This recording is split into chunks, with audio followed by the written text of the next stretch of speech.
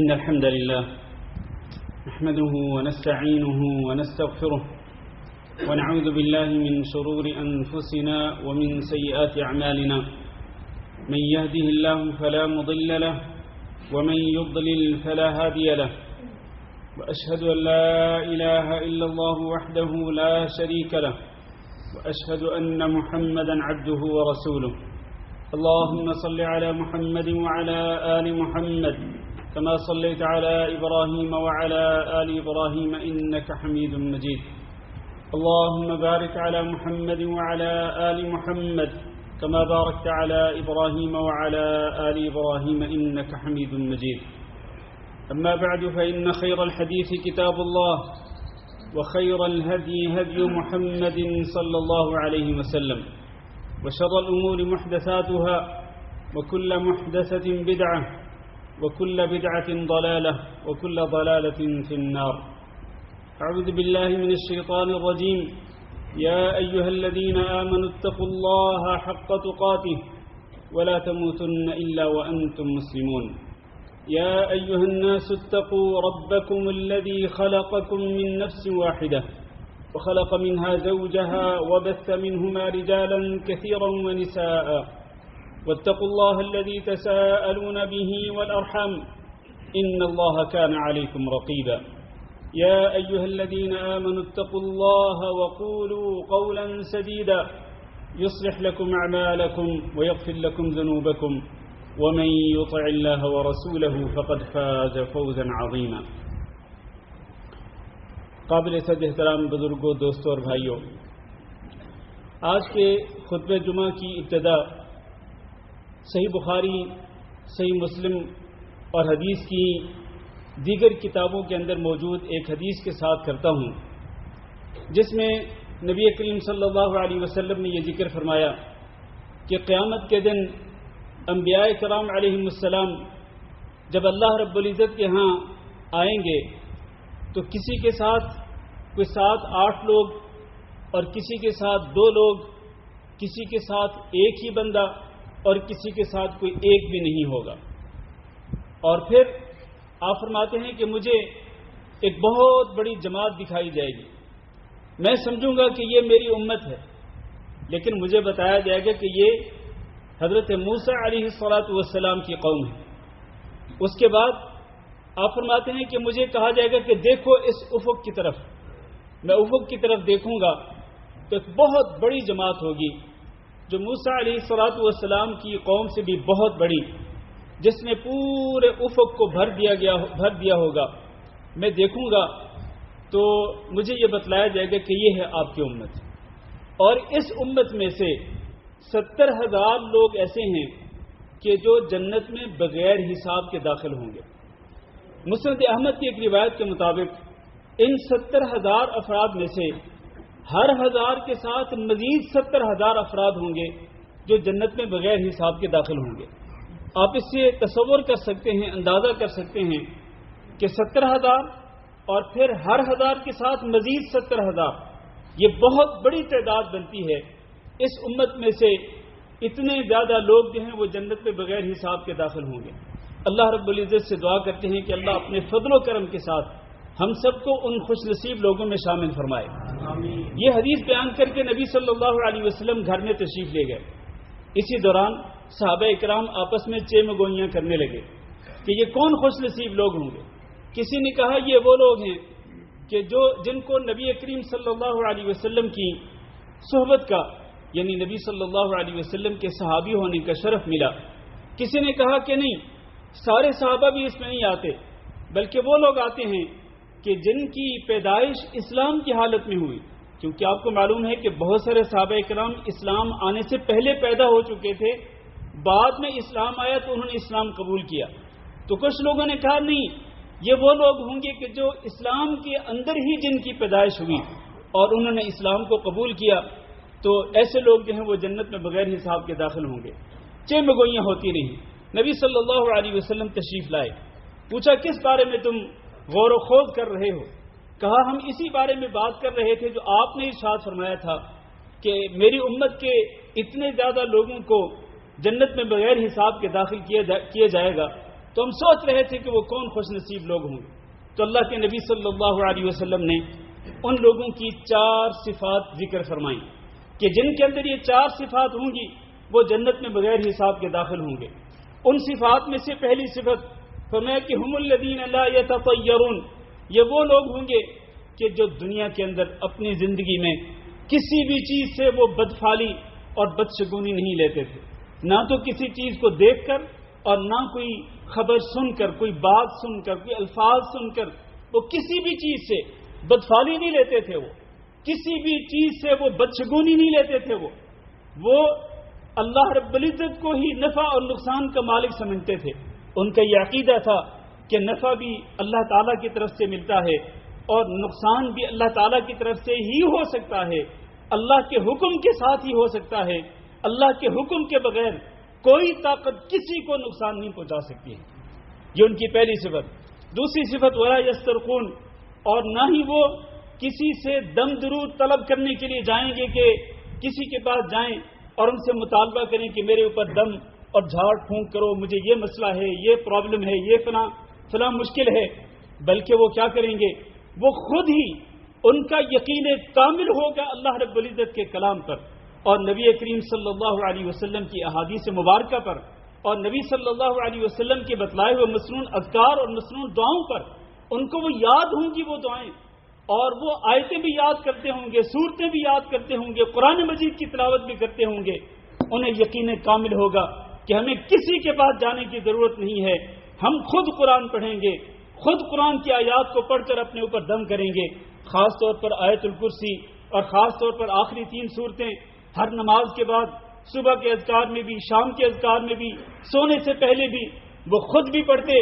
اور اسی طرح وہ مسنون اذکار صبح کے بھی، شام کے بھی مسنون دعائیں جن کے نبی صلی اللہ علیہ وسلم نے بے شمار فوائد بیان کیے. اللہ کے نبی کا ارشاد ہے کہ جو بندہ صبح کے وقت پڑھ لیتا ہے بسم اللہ الذی لا یضر مع اسمہ شیء فی الارض ولا فی السماء وهو السمیع العلیم، 3 مرتبہ شام ہونے تک اس کو کوئی چیز نقصان نہیں پہنچا سکتی. جو شام کے وقت 3 مرتبہ پڑھ لیتا ہے صبح ہونے تک اس کو کوئی چیز نقصان نہیں پہنچا سکتی. اہل ایمان یہ جو جنت میں بغیر حساب کے داخل ہوں گے یہ وہ ہوں گے کہ جن کو یقین تھا کہ ہم نے یہ دعا پڑھ لی ہے لہذا ہمیں کوئی چیز نقصان نہیں پہنچا سکتی ہے. تو یہ وہ ہیں جو کسی کے پاس جھاڑ پھونک کے لیے نہیں جاتے بلکہ خود اپنے اوپر دم کرتے ہیں اور خود رقیہ پڑھتے ہیں، خود اپنے آپ کو ایک سیفٹی کے اندر، تحفظ کے اندر، ایک محفوظ قلعے کے اندر بند کر لیتے ہیں. اور اسی طرح وہ اپنے چھوٹے بچوں پر بھی اسی طرح دم کرتے ہیں جس طرح نبی صلی اللہ علیہ وسلم حضرت حسن اور حضرت حسین رضی اللہ تعالیٰ عنہما جو نبی صلی اللہ علیہ وسلم کے دنیا کے اندر 2 پیارے پھول تھے، آپ صلی اللہ علیہ وسلم ان پر یہ دم کرتے تھے. اعیذکما بکلمات اللہ التامہ من کل شیطان وہامہ ومن کل عین لامہ. یہ دعا پڑھ کے اپنے بچوں کو بھی وہ محفوظ قلعے کے اندر وہ حفاظتی قلعے کے اندر ان کو محفوظ کر دیتے ہیں. تو یہ وہ ہیں لا یسترقون، کسی بابے کے پاس وہ نہیں جاتے جھاڑ پھونک کے لیے. وہ خود ان اذکار پر، ان دعاؤں پر یقین رکھتے ہیں اور وہ خود اپنے اوپر دم کرتے ہیں اور اپنے بچوں پہ دم کرتے ہیں. اور تیسری صفت کہ ولا یکتوون، آگ کے ساتھ وہ داغ نہیں لگاتے، آگ کے ساتھ داغ لگا کر وہ اپنا علاج نہیں کرواتے یا کرتے کسی بھی بیماری سے. اور چوتھی صفت یہ وعلی ربہم یتوکلون، کہ وہ صرف اور صرف اپنے رب پہ ہی توکل کرتے ہیں، اپنے رب پہ ہی بھروسہ کرتے ہیں، کیونکہ ان کے دل میں یہ مضبوط اعتقاد ہوتا ہے کہ وَمَن يَتَوَكَّلْ عَلَى اللَّهِ فَهُوَ حَسْبُهُ، کہ جو شخص بھی اللہ پہ توکل کر لیتا ہے اللہ اس کو کافی ہو جاتا ہے. جس کو اللہ کافی ہو گیا اس کو کسی بابے کی، کسی پیر کی اور کسی مرشد کی کوئی ضرورت نہیں ہے، کسی درگاہ کی ضرورت نہیں، کسی درگاہ اور مزار کی ضرورت نہیں. اس لیے کہ ان کا توکل اور بھروسہ کس پہ ہے اور وہ کس سے امیدیں رکھتے ہیں اور وہ کس کا خوف اپنے دل میں رکھتے ہیں؟ صرف اللہ رب العزت کا. ساری کی ساری امیدوں کا محور صرف اور صرف اللہ رب العزت، کہ اللہ ہی داتا ہے، اللہ ہی عطا کرنے والا ہے اور اللہ ہی مشکلیں ٹالنے والا ہے اور اللہ ہی فریادیں سننے والا ہے اور اللہ رب العزت ہی بگڑی بنانے والا ہے، اللہ رب العزت ہی نفع نقصان کا مالک ہے. وَإِن يَمْسَسْكَ اللَّهُ بِضُرٍّ، فلا کاشف لہ الا ہو. اگر اللہ رب العزت آپ کو کوئی نقصان پہنچانا چاہے، یہ کس کو فرما رہے ہیں اللہ رب العزت؟ وَإِن يَمْسَسْكَ اللَّهُ، اے نبی حضرت محمد صلی اللہ علیہ وسلم، اگر اللہ تعالیٰ آپ کو نقصان پہنچانا چاہے، فلا کاشف لہ الا ہو، اس نقصان کو کوئی دور نہیں کر سکتا مگر وہی اللہ رب العزت. وَإِن يُرِدْكَ بِخَيْرٍ فَلَا رَادَّ لِفَضْلِهِ يُصِيبُ بِهِ مَن يَشَاءُ مِنْ عِبَادِهِ. اگر اللہ رب العزت آپ کو کوئی خیر عطا کرنا چاہے، کوئی بھی خیر عطا کرنا چاہے، فَلَا رَادَّ لِفَضْلِهِ، کوئی اس کی خیر کو روک نہیں سکتا ہے، اس کو واپس نہیں لوٹا سکتا. کہ اللہ کی طرف سے کوئی خیر آ رہی ہو اور کوئی اس خیر کو واپس لوٹا دے، اس کو پھیر دے، یہ نہیں ہو سکتا ہے. یصیب بہ من یشاء من عبادہ، اللہ اپنے بندوں میں سے جس کو چاہتا ہے جو خیر عطا فرماتا ہے، اس کو کوئی روکنے ٹوکنے والا نہیں ہے. یہ ہے وہ عقیدہ میرے عزیز بھائیوں، یہ ہے وہ اپنے رب پہ توکل اور بھروسہ. تو اس حدیث کے اندر جو 4 صفات ذکر کی اللہ رب العزت نے جنت میں بغیر حساب کے داخل ہونے والوں کی، وہ صفات اختیار کریں میرے عزیز بھائیوں. اپنے اندر وہ صفات بھرپور طریقے سے پیدا کریں اور کسی قسم کا خلل نہیں ہونا چاہیے. ان 4 صفات کا تعلق عقیدے کے ساتھ. عقیدے کے اندر خلل ہوگا تو یہ خرابیاں پیدا ہوں گی. اور ان خرابیوں میں سے ایک خرابی کیا ہے؟ آپ جانتے ہیں کہ اسلامی مہینوں میں سے دوسرا مہینہ یہ ماہ سفر ہے، جس کی ابھی 4-5 دن پہلے ابتدا ہوئی. اس سے پہلے ماہ محرم تھا. سفر کے مہینے کو سفر کیوں کہا گیا؟ اس حوالے سے کئی باتیں ہیں. ان میں سے ایک یہ کہ چونکہ ذوالحج کے مہینے میں اور پھر اس کے بعد ماہ محرم میں مکہ مکرمہ بھرا ہوا ہوتا تھا لوگوں کے ساتھ کہ جو عمرہ کے لیے آتے اور خصوصاً حج کا فریضہ ادا کرنے کے لیے آتے. جاہلیت کے دور میں بھی لوگ حج کیا کرتے تھے. جاہلیت کے دور میں بھی مشرکین مکہ جنہوں نے خانہ کعبہ کے اندر بت رکھے ہوئے تھے، وہ حجاج کی خدمت کرتے تھے، ان کو پانی پلاتے تھے. جاہلیت کے دور میں حج ہوا کرتا تھا تو مکہ بھرا ہوتا تھا، حرم شریف بھرا ہوتا تھا. لیکن جیسے جیسے ماہ محرم گزرتا چلا جاتا، حرم خالی ہوتا چلا جاتا اور مکہ مکرمہ باہر سے آنے والے لوگوں سے خالی ہو جاتا. اور سفر کا مہینہ، سفر جو لفظ ہے اس کا معنی بھی خالی ہونا ہے. تو کہا گیا کہ چونکہ مکہ اور حرم خالی ہو جاتا تھا لوگوں سے سفر کے مہینے کی ابتدا کے اندر، اس مہینے کی ابتدا کے اندر، تو لہذا اس مہینے کا نام ہی سفر رکھ دیا گیا. ایک تو یہ اس کی توجیہ بیان کی گئی. دوسری توجیہ کہا گیا کہ پہلے ذوالقعدہ، ذوالحجہ اور محرم یہ 3 مہینے حرمت والے مہینے ہوتے تھے. لوگ جاہلیت کے دور میں بھی جنگ و جدال سے پرہیز کرتے تھے ان مہینوں کے اندر. لیکن جیسے ہی محرم کا مہینہ ختم ہوتا، 3 لگاتار مہینے جن کے اندر وہ گھروں میں بیٹھے رہتے تھے، 3 لگاتار مہینے جب گزر جاتے، سفر کی ابتدا ہوتی، فوراً نکل پڑتے، اپنے گھروں سے نکلتے اسلحہ لے کر، لڑائی مار کٹائی جھگڑا قتال کرتے تھے، جنگ و جدال میں مصروف ہو جاتے تھے. اس سے کیا ہوتا؟ اس سے گھر خالی ہو جاتے تھے. تو گھروں کے خالی ہونے کی وجہ سے اس مہینے کے اندر چونکہ گھر خالی ہو جاتے تھے اور گھروں کے بے شمار لوگ قتل ہو جاتے تھے، اس لیے اس مہینے کا نام سفر رکھ دیا گیا کہ یہ مہینہ ایسا ہے کہ جس کے اندر گھر خالی ہو جاتے ہیں اور خاندان خالی ہو جاتے ہیں، مرد لوگ جو ہیں وہ مارے جاتے ہیں. یہ ایک توجیہ بیان کی گئی ہے.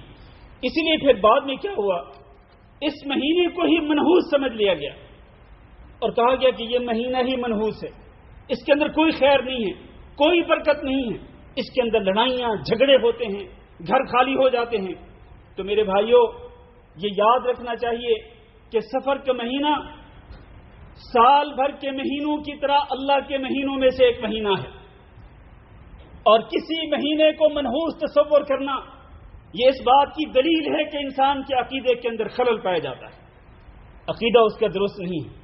لہذا کسی مہینے کو منحوس نہیں سمجھنا چاہیے، کسی گھڑی کو منحوس نہیں سمجھنا چاہیے، کسی دن کو منحوس نہیں سمجھنا چاہیے، کسی مہینے کو منحوس نہیں سمجھنا چاہیے، بلکہ اور نہ ہی اسی طرح سے کسی آواز کو منحوس تصور کرنا چاہیے، نہ کسی پرندے اور کسی حیوان اور جانور کو منحوس سمجھنا چاہیے، اور نہ ہی کسی انسان کو منحوس سمجھنا چاہیے.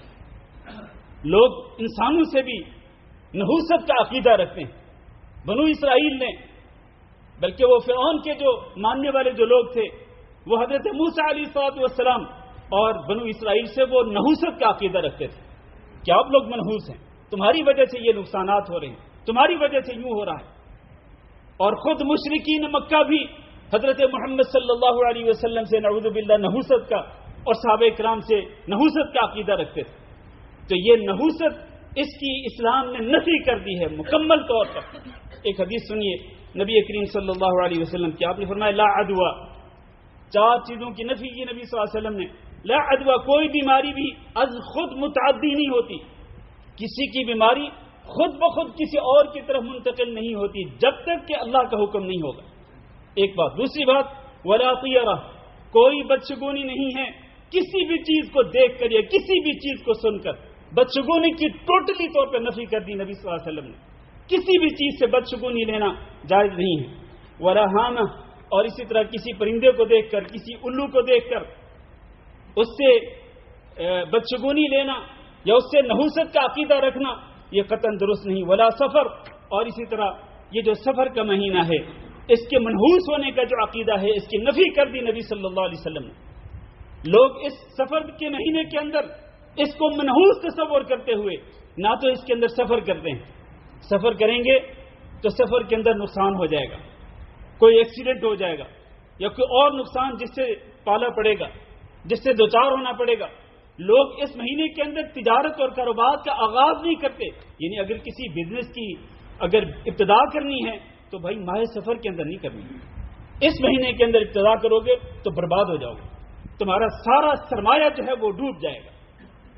اسی طرح کئی لوگ اس مہینے کو منحوس تصور کرتے ہوئے اس مہینے کے اندر شادی بیاہ نہیں کرتے. شادی بیاہ کرو گے اس مہینے کے اندر برباد ہو جاؤ گے، تمہارا گھر برباد ہو جائے گا، خاندان لٹ جائے گا.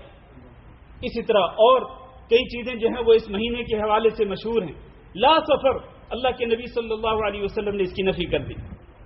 اور یہ جو بدشگونی لینا ہے، بدشگونی لینا کسی بھی چیز سے از خود اسلام کے اندر یہ جائز نہیں.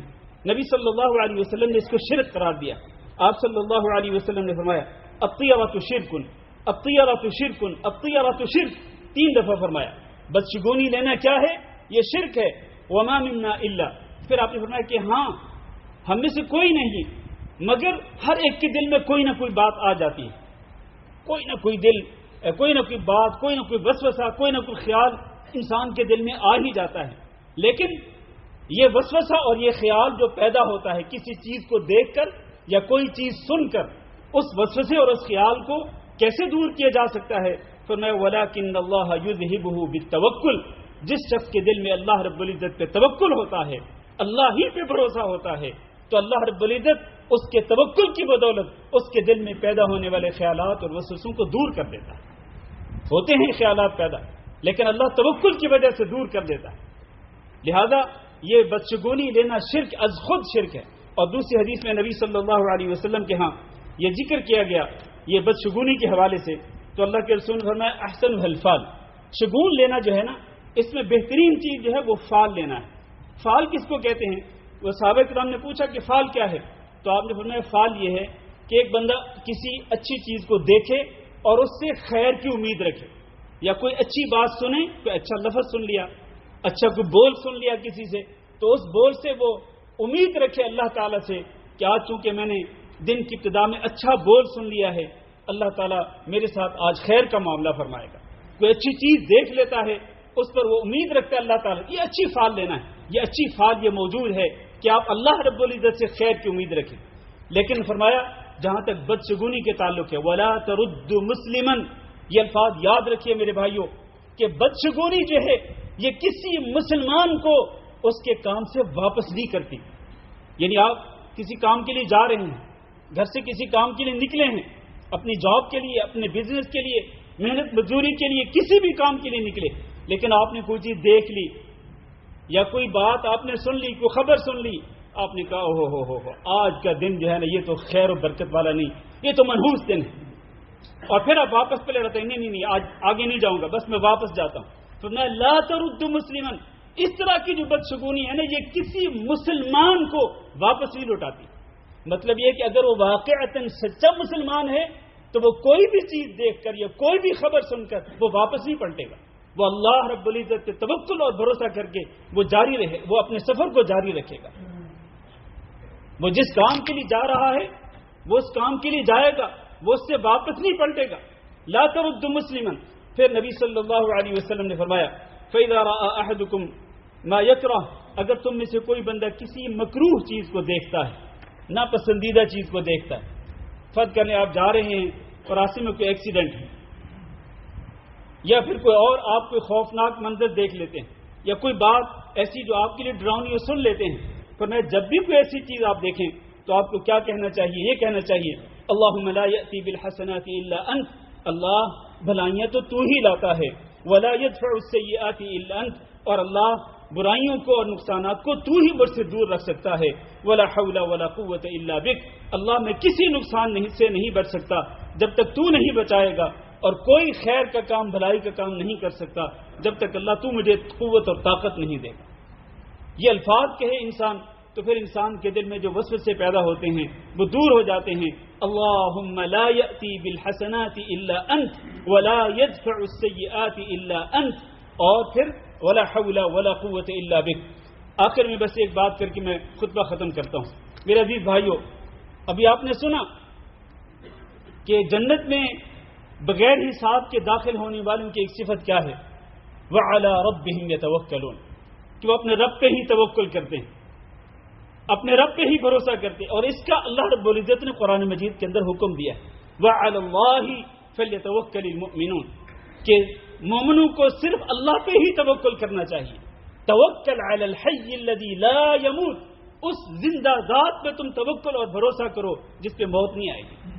اس کا مطلب ہے کہ جس پہ موت آ سکتی ہے اس پہ توکل نہیں کیا جا سکتا۔ یہ قابل غور نقطہ ہے میرے عزیز بھائیو، جس پہ بھی موت آ سکتی ہے اس پہ توکل اور بھروسہ نہیں کیا جا سکتا، چاہے وہ لوگوں کی نظروں میں وہ کتنی پہنچی ہوئی سرکار کیوں نہ ہو، وہ کتنے پہنچے ہوئے لوگ کیوں نہ ہوں، کتنے بڑے پیر مرشد کیوں نہ ہوں، جبہ پہنا ہوا ہو، ٹوپی پہنی ہوئی ہو اور دستار بندی کی ہوئی ہو، اور کتنا بڑا ان کا آستانہ کیوں نہ ہو، درگاہ دربار اتنے بڑے کیوں نہ ہوں، جس پہ موت آئے گی اس پہ توکل اور بھروسہ نہیں ہو سکتا۔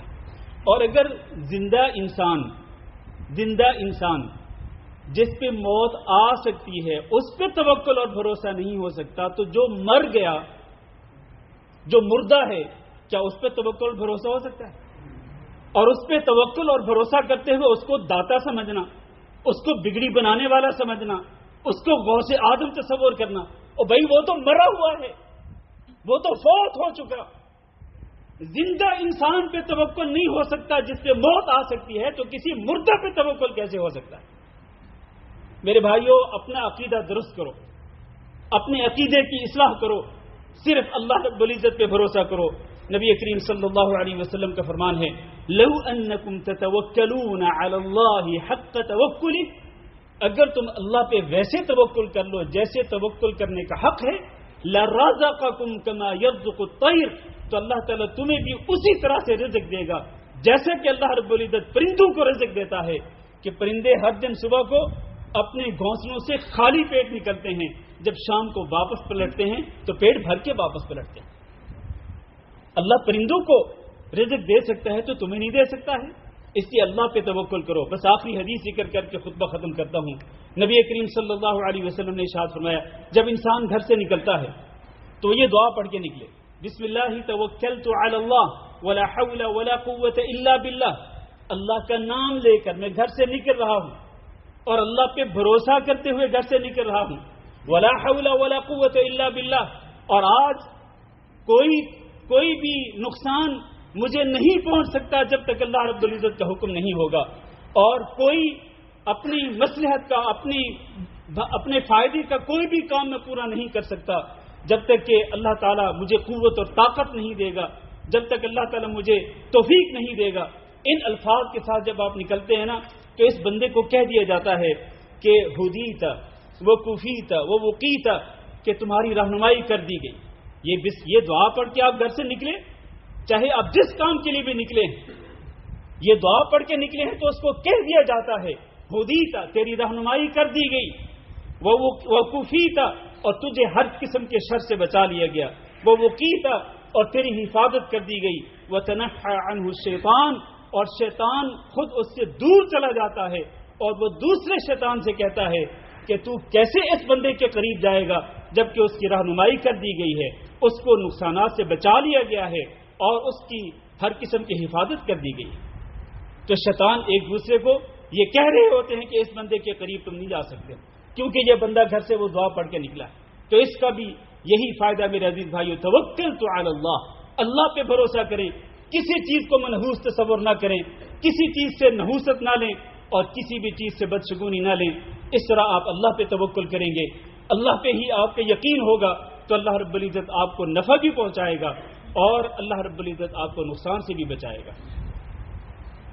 اللہ تعالیٰ سے دعا ہے کہ اللہ تعالیٰ ہم سب کو سمجھنے کی اور عمل کرنے کی توفیق دے۔ استغفر اللہ لی ولکم ولسائر المسلمین فاستغفروہ انہ هو الغفور الرحیم۔